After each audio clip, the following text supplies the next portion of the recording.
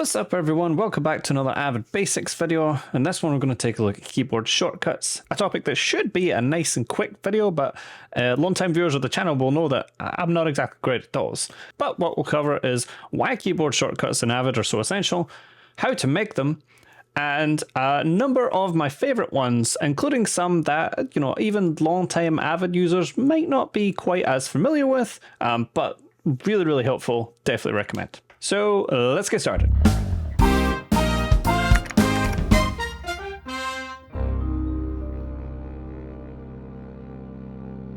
Right, so first things first, why are, keyboard shortcuts in Avid so important? Well, unlike some of its competitors, Avid was designed a long time ago in the 80s, and it was designed at a time when the primary way of editing was using Moviolas or Steenbecks, big machines that were very tactile for splicing physical film together and building an edit that way. Like I say, it was much more tactile and textured. You're using your hands a lot more, and there'd be switches and dials and things. And that did continue as we moved into nonlinear digital editing, even all the way up to today. If you look at a Blackmagic designed keyboard for Resolve, for example, you'll see the big dial on it as well, for jogging along your timeline, for trimming and things. There's the Resolve panels. Avid's got its own set of hardware like that. Editing historically, by its nature, is a very hands-on activity. You're sculpting the film. And if we embrace that philosophy in our non-linear editing tools and use keys and push buttons and dials a lot more than, say, a mouse and clicks on the user interface, it's just going to be a lot more efficient. It's going to be a lot more responsive. And, editing is a lot about cutting with the rhythm, and it's about feeling. And I wholeheartedly believe that can be done a whole lot better on a keyboard and with peripherals as well, dials, switches, whatever. But we're going to focus on the keyboard for today. So that's why I believe keyboard shortcuts are so important. When I'm initially teaching Avid to people who are mostly coming from Premiere or even Resolve, that they're coming from, other user interfaces where they've maybe been self-taught, the very first thing that I always want to hone in on is to map a custom keyboard with all of the tools that you like to use a lot and practice with them, develop a muscle memory. Avid is definitely a much more friendly UI, and it'll be a lot more cooperative if you embrace that philosophy of using keyboard shortcuts. Well, now that we've established just how important I believe keyboard shortcuts to be, how do we make them in Avid? Well, there's two primary ways. And both of them require us going into our settings and opening up a virtual keyboard. So I'm going to bring up my settings here. This can be accessed from the File menu and going to Settings, or you can see the keyboard shortcut there of Shift Command equals sign. This will be Shift Control equals on Windows, or actually there's another much faster keyboard shortcut on a Mac, which is just Command comma. That's sort of the way you open settings on all applications on a Mac. So we bring that up, go to the User tab, and then we're looking for K for keyboard. So you can just hit the K key to jump down to K, and you'll see all of your keyboards. Now I have two custom ones built here that I flick between. Generally, when you first fire up your Avid, it'll probably be one of these that will initially be ticked. The one that has the tick to the left of it is the one that is currently active. So if you only are ever going to have one keyboard, you think, then just double click on that one and you can get to work customizing it. I myself have this edit one, so I'm going to double click that, and this is my edit keyboard. So this is a virtual representation of your keyboard with all of the shortcuts in place. And if you hover over any of these keys, it'll tell you, what is the function that you've mapped to that specific key. And if you hold the Shift key, the Shift modifier, then you'll see this all changes to reflect all the shortcuts you've put on Shift plus any given key.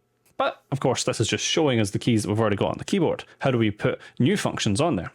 Well, we're going to need something called the command palette, which you can get from the Tools menu. It is down here. Or of course, there is also a keyboard shortcut to bring this up, which is Command 3 or Control 3 if you're on Windows. And that pops up there. This is the command palette. Now in the command palette here, there is a whole heap of functions separated into a bunch of different categories in tabs along the top. And these can simply be dragged and dropped onto any key on our virtual keyboard to map them. This is what Avid calls button-to-button reassignment. So any of these functions that you see here, most of the most common ones are here, and you'll be able to sort through them. If you don't know which tab one is in, you can search here for, say, splice, and splice in is there. Depending on what version of Avid you're currently using, you might not have this search bar. It was added relatively recently. I'll have the version number of Media Composer where that was introduced on the screen at the moment because I don't remember off the top of my head, but it was a relatively recent addition. Right, now, before I get to the juicy bit of showing you some unique and useful keystrokes and shortcuts that you can use, I did say that there was two main ways of mapping keys, and it is the other one, which you'll find over here, called menu to button reassignment, which unlocks a lot of the less commonly mapped functions. So how this one works is if we find a key, what's a key I don't particularly care about? I'll say Shift Z. Then we can go into any menu within Avid. So any of these menus up here, even these little fast menus here, and as well the little fast menus in the bin. And if I click on any of these functions, then that function will be mapped to the selected key that I had on the keyboard. So I'll select that key again. I'll come down here and I'll say I want that to bring up the track control panel. So that's me done that now. And now if I do Shift Z, you can see the track control panel on my timeline appears and disappears. Very, very useful, actually. Not something I've actually in the past thought about mapping, but I think I'm actually going to leave that there. That's quite nice, since that allows me per track controls for adding waveforms, track-wide effects, and, you know, clip gain mode, a bunch of different track-specific effects. So there you go. There's our two main ways to add keyboard shortcuts within Avid. Now, while I am about to show you a number of different keyboard shortcuts here, I could be talking for hours and hours and not be able to list all of these. So I do recommend that you explore the command palette, you explore the different functions in the menus, and decide what is most useful for you as an editor when you're cutting. What do you like to have at hand, you know, to employ very quickly most of the time without having to move our mouse around to a different part of the UI and, you know, map them to your keyboard. It is definitely worth exploring. Every editor that I have ever come across using Avid has had some variation of a custom keyboard, most of them quite extensively customized, and it will make your experience of using Avid much, much nicer. Now, I'm making it clear here at the start, this is just a number of suggestions, keyboard shortcuts that I find useful. You're by no means obligated to use these, or am I saying these are the most important to know? I'm just trying to point out ones that I don't see used quite as often as I think they deserve to be. That is all. No hate on the keyboard shortcuts. Let's move on. Now, first things first is navigating along the timeline really quickly. There are 4 keys that help me do this. So zoom in, zoom out, show entire sequence. So no matter how micro I can get down, I can just zoom back and see the whole thing.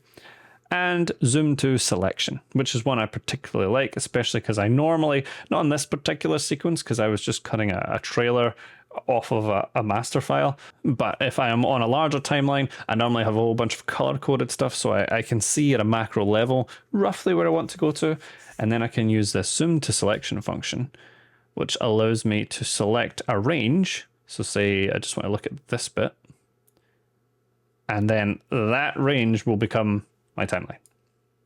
It'll zoom into that bit specifically. So those 4 keys I have mapped to home, end, page up, and page down. So right above my arrow keys, and I find that to be incredibly useful for me getting around. Now, I find it quite strange that this might have changed since I started using Avid. I started using Avid in 2010 on version 3.5. And, at least at that time, on any time I've been setting up default keyboards since then, zooming in and out of the timeline has not been a default keyboard shortcut. It is one I've had to map. Jumping in to interrupt myself here, this is Future Jack editing the video, and I will say that zooming in and out of the timeline, all of the zoom controls are actually default keys mapped in Avid.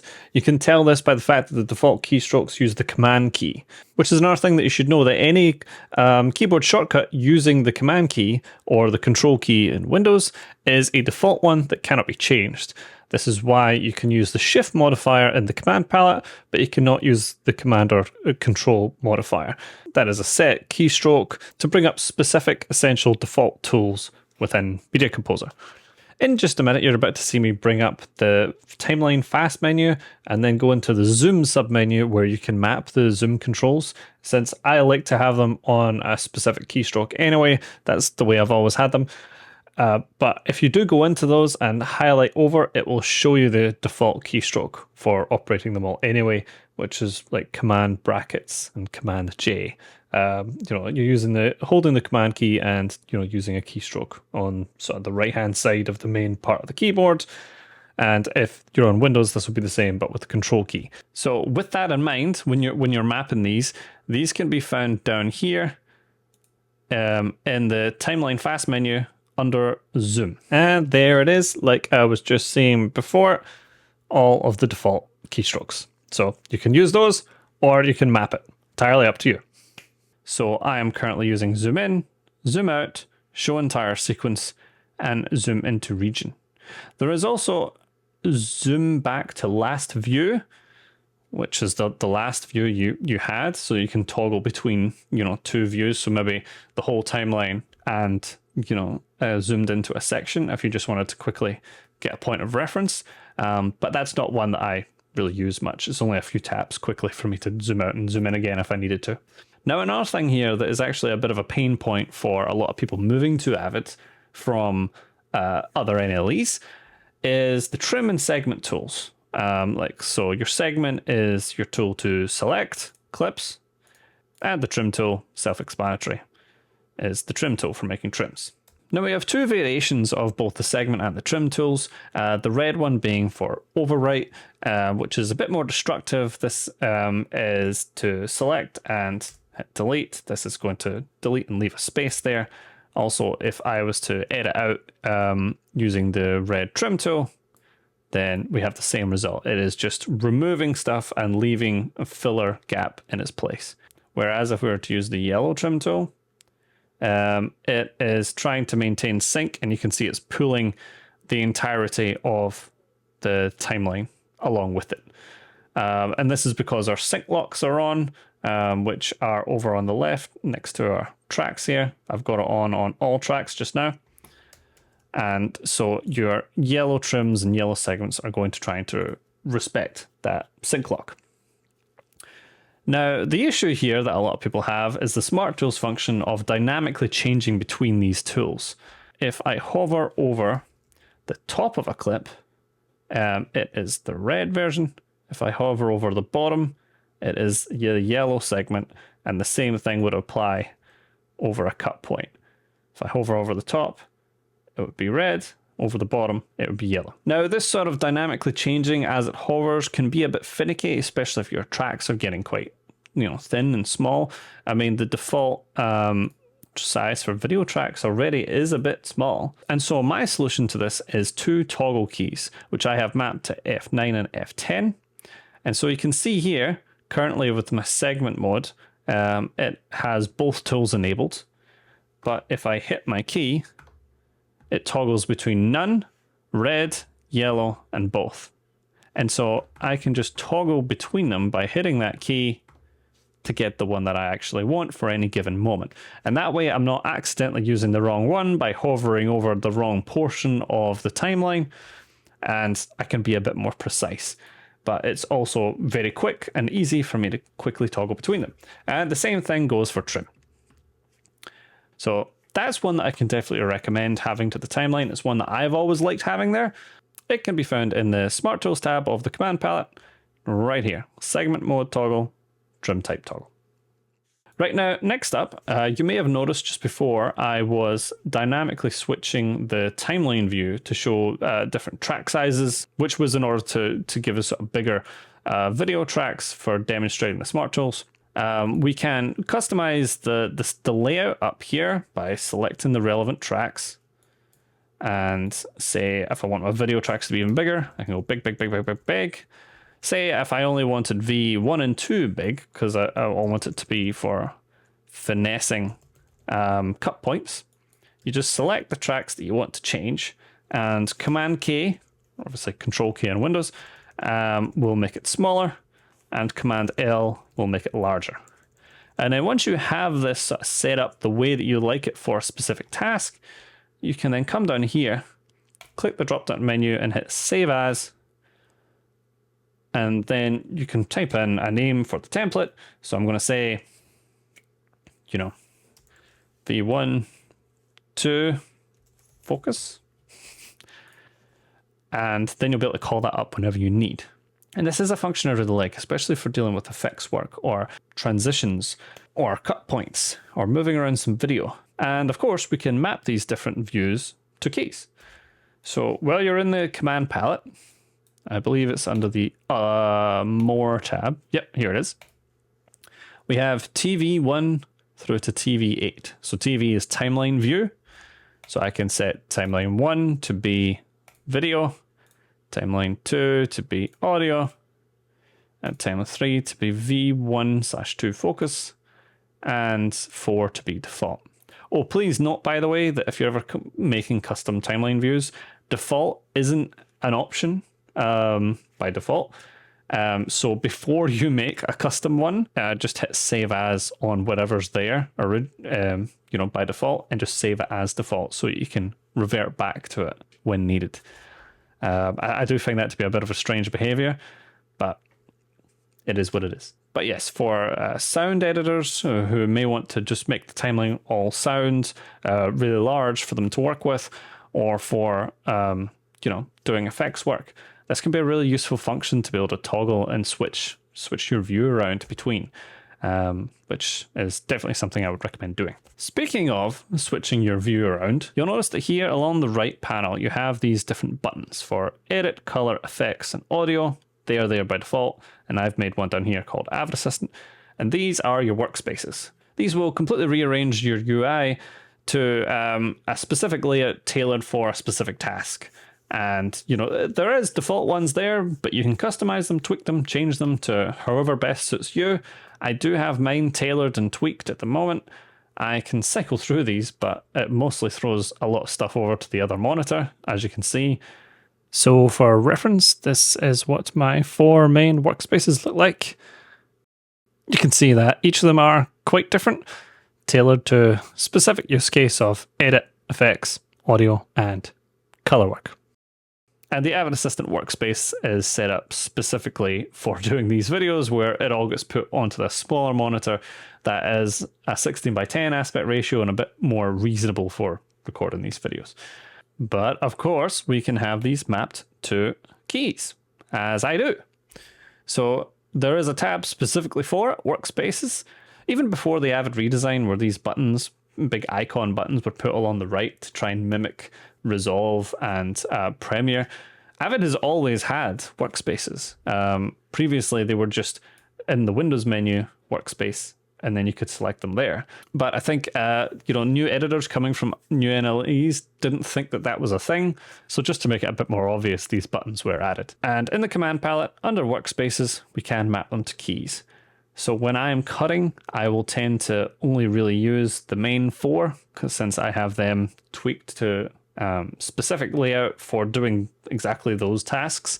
Now, I wholeheartedly recommend embracing the workspaces ethos of Avid. You know, I can't speak for other NLEs, but it just makes things so much easier to have a setup specifically made for that task. I mean, even just looking at this setup right here, this isn't too different to what I have when I'm doing effects work, where I'll have a bit of a smaller timeline. This will be a bit larger. And then where I have my bins here will be the effect editor, all my effect controls, because this gives you a bigger screen to be able to tweak stuff.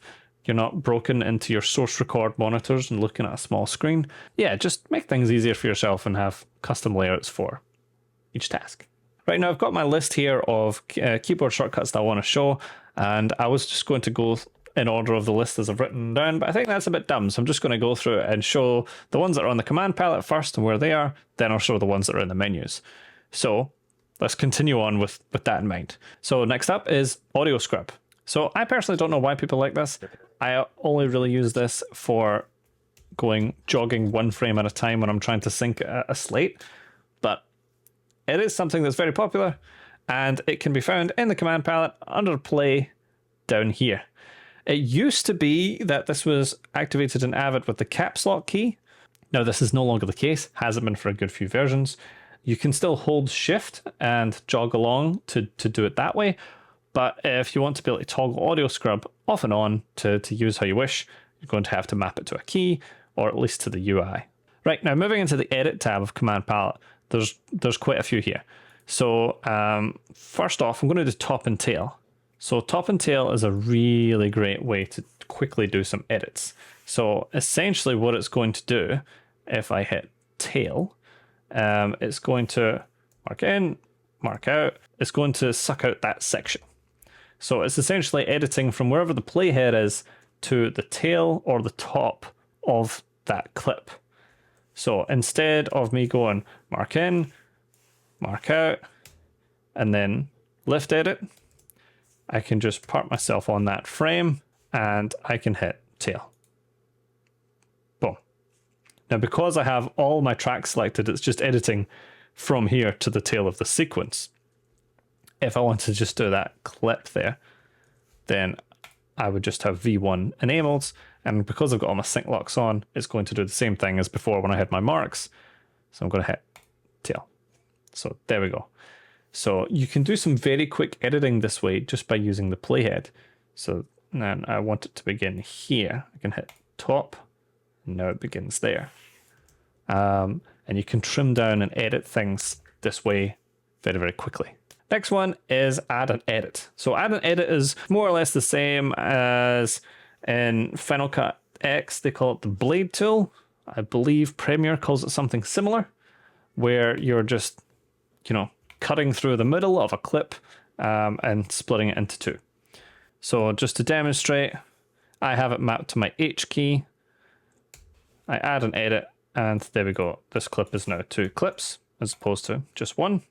And from the way I've seen a lot of people coming, particularly from Premiere and Final Cut, using that blade tool and slicing clips is very much part of their workflow quite often.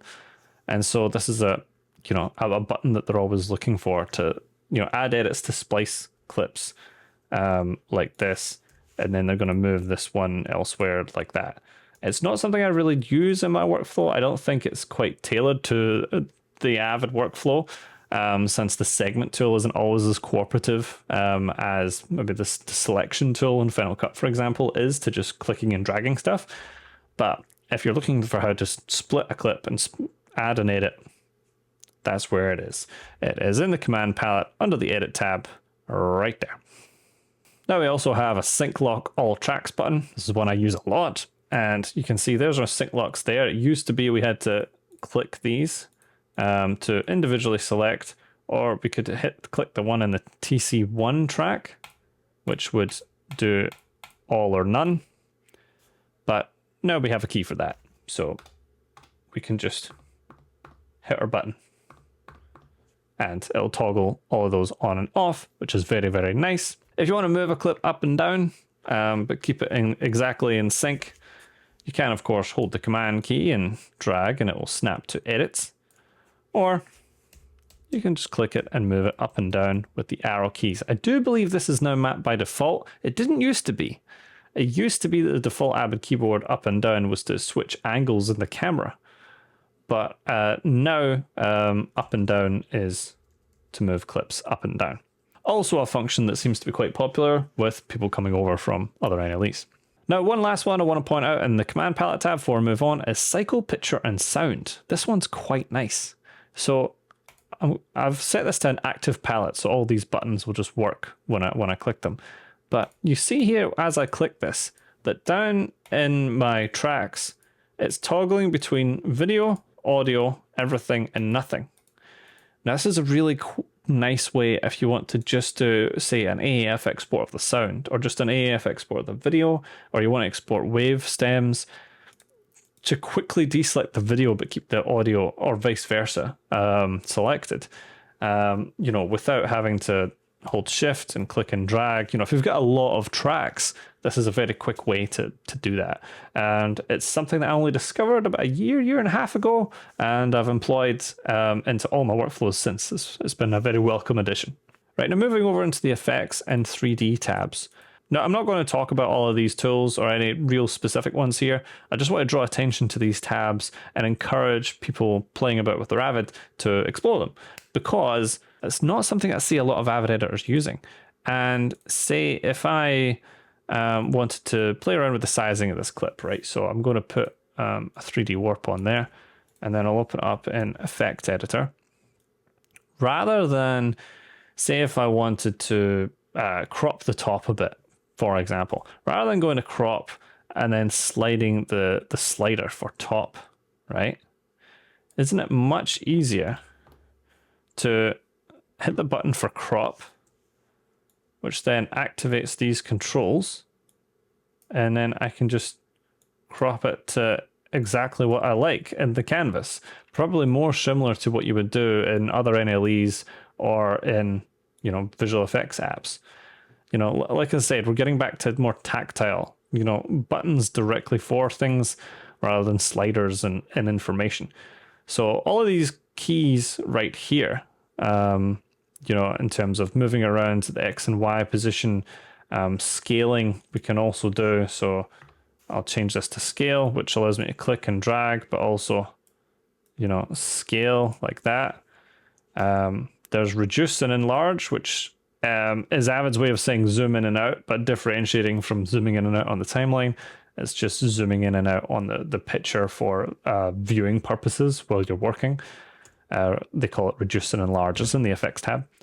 So if I zoom in and out, then I can easily make this really tiny, and that's my viewer, that's my frame.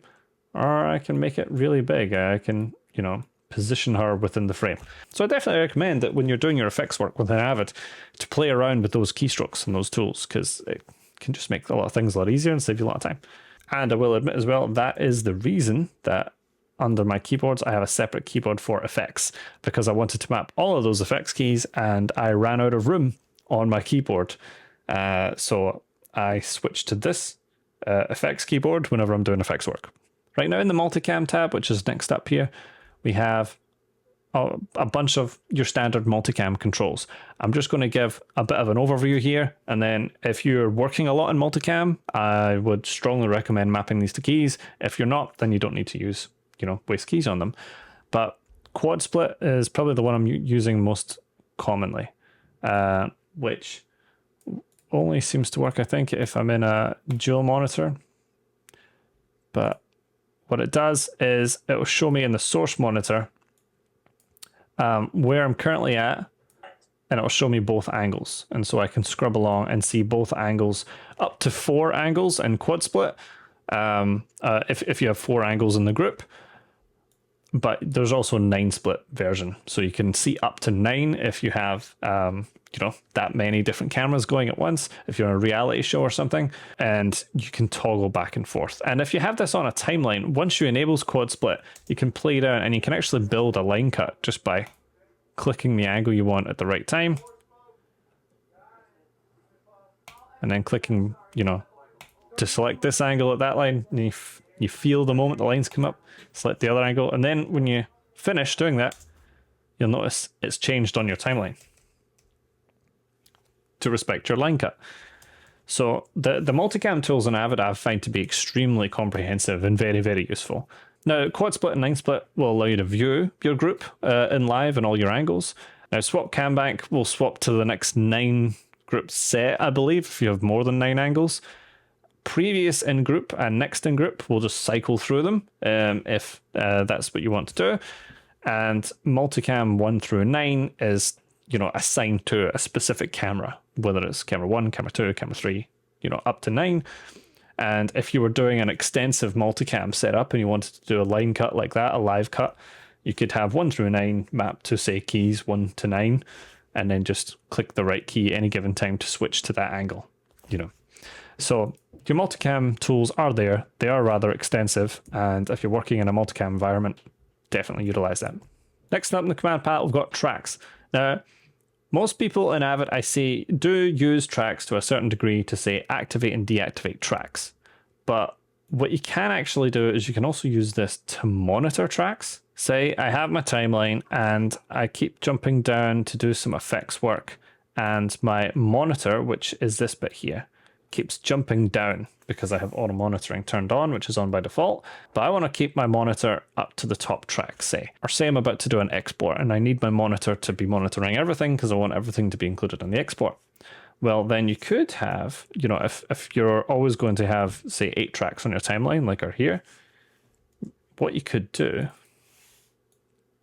I don't see enough people doing this, is you could map V8 to your keyboard, right? And then under other, add option key to it after you've done it. Now you'll see it's a bit too small for me to see it here, but it's added a little dot to it. And this basically just means that when I hit that key, it's essentially going to hold option and do the key. It's going to add the option modifier. And if you add the option modifier, then what it's going to do is it's going to monitor that track. So it's not going to enable it or select it, it's going to monitor it. So this is a really useful way in Avid to just monitor the top one if you're just always going to have a set amount of tracks, especially right before doing an export. So I'll maybe say always have my mask or like a watermark, maybe just always sitting on the top. And then I'll have 2 buttons to toggle, say V7 and V8, and then I can just always monitor or, you know, right above or below the watermark for when I'm working versus when I'm exporting. Definitely a workflow I would recommend.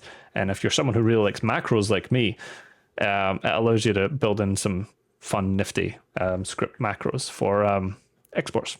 Now, our other tab has a lot of really useful stuff here, again, to work with. I'm going to try and rattle through some of these functions just because there's, you know, I'm once again, spending way too long talking about this.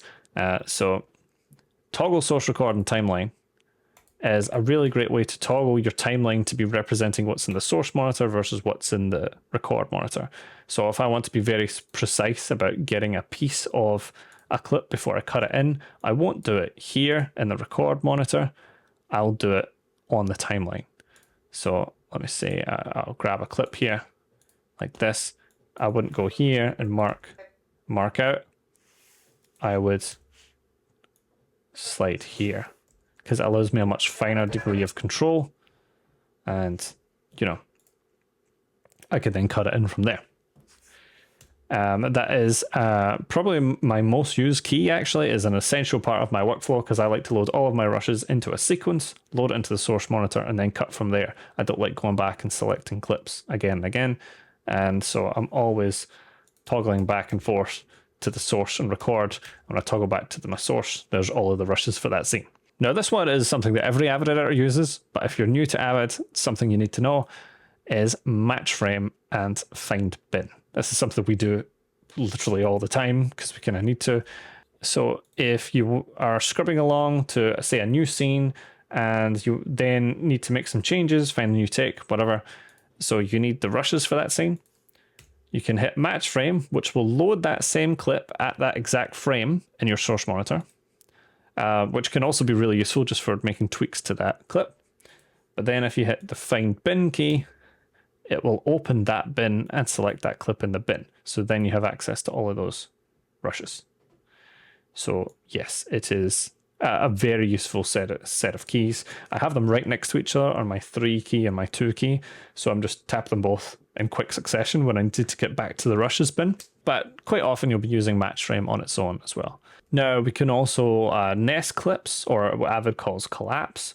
So I've got a comp here to insert some video into this screen. You can see if I select the bottom layer, this is what the original comp looks like.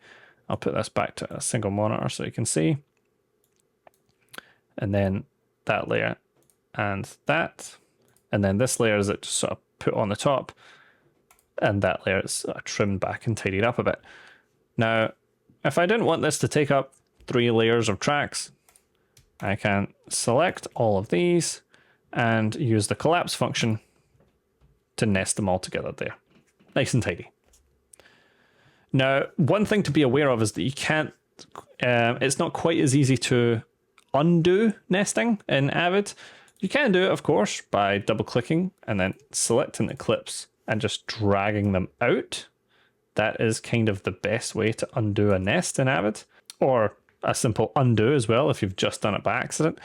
But for editing the contents within a nest rather than undoing it, the sort of approved workflow is, you know, you collapse the parts of the comp, and then I think it's in the effects tab actually, we have step in, which allows us to enter into that nest and just edit the contents, edit what's inside, and then we have step out to come back out a layer. So it would remain on the timeline like that. Now, as a long-time assistant editor and editor, I wouldn't recommend doing this too much. Or if you do, I would do it on top and leave a copy of the base layer on V1. So say I would put my nest there with all my comp, and then I would leave a copy of this here. And I've just held the Option or Alt key while I clicked and dragged that there to make a copy. And this is for doing turnovers later on, so you'll be able to much easier read source timecode and source name from that one track, rather than it getting confused and seeing multiple clips there, and it will pick one and read it. So I would always like to keep V1 with, you know, your base plate layer. Continue on the command palette here. We have the different bin views, so I can click here, and I can cycle between frame view, which is here, and text view, as well as script view, which looks like this. Now, if you're someone who toggles back and forth a lot, that could be quite useful. I like to work in frame view, but I also like entering the data in text view. So I have frame view and text view on my keyboard here, but I don't really use script view much. So I don't have that mapped, but it is useful to have that there. And I think that covers us for all the ones I'm going to talk about in the command palette. There is, of course, more there, like audio ducking, which is a really useful feature, refreshing the sequence, enabling, disabling hardware, like, you know, Blackmagic box going to your client monitor, which I have over here. We have all kinds of other functions, which I've not really alluded to, like adding markers. We can just have them mapped to keys. You know, if you have any plugins installed, you can map them to a key. You know, marking clips, you know, copying the clipboard contents, all kinds of stuff is on the command palette. Highly recommend you go and just play around with it. Now, because I think I spent a bit too long talking about the command palette there, but that was all useful information, I'm probably going to leave it in. I'm just going to do a quick overview of the menus. I'm not going to leave my virtual keyboard up because it's just going to take up space. And I'm just going to show where it is in the menu, and you can use that menu to button reassignment to put it on your keyboard. So first off, two in the file menu that I definitely have mapped, and I'd highly recommend you do as well, is source browser, which is Avid's import window. So for bringing stuff in, I have multiple videos covering the source browser, ingesting media, different types of media and how it comes into Avid. But in terms of getting stuff into Avid, this is definitely the best way to go about it, is the source browser. So I have that mapped to Shift-I for import or ingest, and, you know, recommend having that on a key. Likewise, with outputs, file, output, export to file, I have this mapped to Shift-E. So if I want to do an export, I just get my timeline ready. I can, you know, monitor my top track just like that with my keystroke I showed earlier. Hit Command A to select all tracks. Take a quick look, everything looks as it should, and then I'll go Shift-E, and I'm ready to export this. You know, that's definitely a useful one to have at your fingertips, because it's something that everybody's going to need to do at some point, is ingesting and exporting. I definitely have Show Bin in Sidebar map, so if you click that, it will show me any bin it will show me the active bin over here, where it is in the sidebar. So I'll demonstrate with this bin here, so Show Bin in Sidebar, and then it jumps up to here, KG finishing. So that's this bin here. You can open a different bin, show in sidebar, done. Now, if you're not someone who likes to use sidebars, or if you just want your bin to be like this and you like the old classic Avid way of using the project window, you can do the same there. You can do the exact same thing. So show bin and project window will pop up. There it's there. A couple more from the bin that I probably use a lot more when I was doing assistant editing, which is find and replace, and bulk edit, which I get from the bin fast menu actually. They're actually right next to each other in the bin fast menu. And this is it's a batch renamer for all the data within the bin. I've talked about it in several videos. It's amazing. One of my favorite features added to Avid in the last few years. And yeah, having it on a key is very useful, particularly as an assistant, because you're doing that all the time, is adding in lots of data. I've got consolidate and transcode mapped to a key, since, you know, linking clips in and then consolidating or transcoding is the primary way you're meant to bring media into Avid. It's not something I do a whole lot, because if I'm on a long form job, it's probably going to be given to me in the form of Avid transcodes from the DIT department. But if I'm on something smaller, a short film, or if I just need to bring in some quick sound effects or alpha mats or something like that, then it's useful to have. So I do have that mapped to a key. Now there's a few from the timeline menu that, you know, are just amazing to have. But in terms of less common ones, strip silence is a very nice one, in the sense that it will just strip any audio from the timeline that is below a certain dB level that you set. So if I do strip silence from sequence, I can set how quiet that is. So if I just don't want that background there, I don't want it taking up space in my timeline, because you might have a lot of sound effects, which are, say, a 10-second sound effect, but it's just like a knock, and the knock only takes up 3 seconds. Then this will just trim that down to just where the audio is, because you don't need the rest of that. And you can do it across your whole timeline and save a lot of space. Bringing up the sequence map is nice. So if I'm zoomed right in and then I bring up the sequence map, it shows this section here, the selected portion, is what I'm currently viewing. And I can click and move that around, and I get a little visual representation of the timeline down here. And I can just jump to the bit that I want. So you don't have to zoom in and out to get to it. You could just, you know, scroll along like that. And you'll see as you zoom in and out, you can see that section expands. And if you had lots of tracks to the point where it goes off screen, then that gets depicted as well. So you can move up and down, left and right. That's one as well that you could map to a key. Move clip leaves filler as well as a neat little one, in the sense that, so right now it's unselected. So if I select this clip and I move it up, you can see I moved it through these layers, but I didn't affect them, which was quite nice in this case. Now, what if I did want to do that? What if I wanted to leave sort of destruction in its wake? And you can use this as a quick way to edit a section. It's just to, you know, ram a clip through it. Then timeline, move clip leaves filler, and you can map that to a key, of course. Add timeline clip note. I'm a big advocate of clip notes. They're very, very nice. I don't know if a sequence has any. Well, let me see.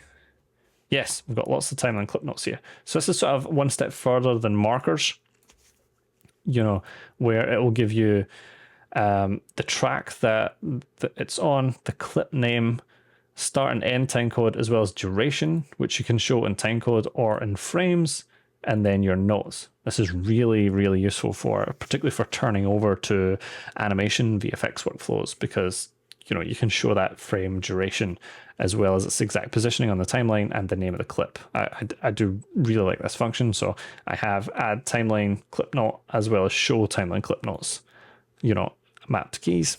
And yeah, I think that covers us for all the ones that I'm going to show hidden within menus. You can explore all these menus as much as you like. You know, these can all be mapped to keys. So like this little fast menu down here, the fast menu within the bin, you know, creating a new sequence, you know, choosing columns, which columns are displayed in the bin, grouping or multi-grouping, relinking, you know, modifying a clip, using the inspector with Command I to get a whole bunch of information on a clip. You know, all kinds of things. Script sync, all your script sync controls, if you're using Avid Script Sync, are all there within all these menus, and they can all be mapped to your keyboard.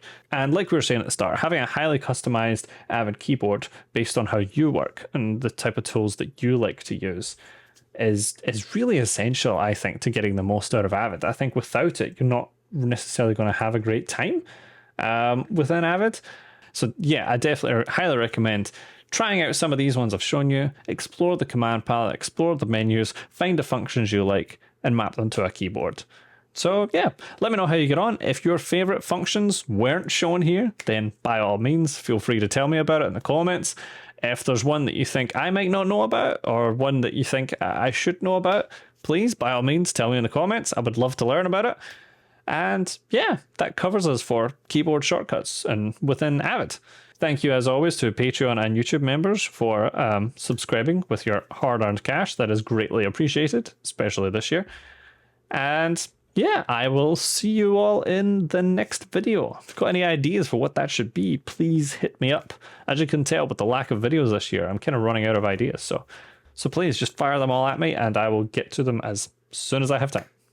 But until then, see ya.